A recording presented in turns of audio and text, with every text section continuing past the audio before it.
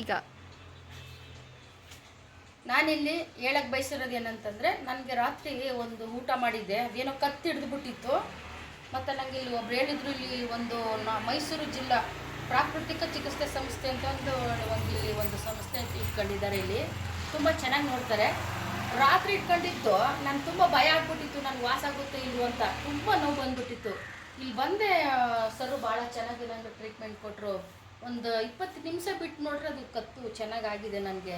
ಬೇಕಾದ್ರೆ ನೀವು ಬಂದು ಇಲ್ಲಿ ಮೈಸೂರು ಹಲ್ನಳ್ಳಿ ಇಲ್ಲಿ ನಾನೊಂದು ಅಡ್ರೆಸ್ಗೆ ಮಾಡಿಬಿಟ್ಟು ಫೋಟೋ ಹಾಕಿರ್ತೀನಿ.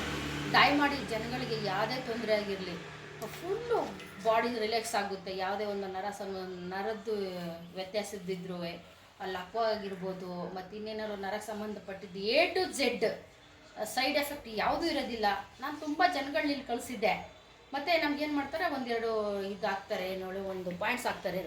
ಒಂದು ಚಿಕ್ಕದು ನನಗೆ ಒಂದು ಪುಟಾಣಿದು ಹಾಕ್ತಾರೆ ಅವರು. ನನಗೆ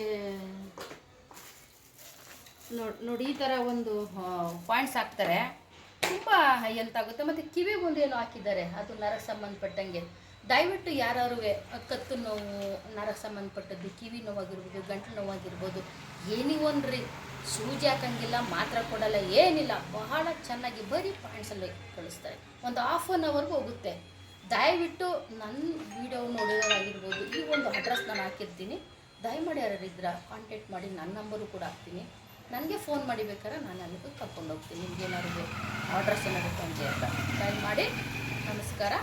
ದಯವಿಟ್ಟು ಪ್ರಯೋಜನ ಪಡ್ಕೊಳ್ಳಿ ಅಂತ ಹೇಳೋಕ್ಕೆ ಇಷ್ಟಪಡ್ತೀನಿ ನಾನು.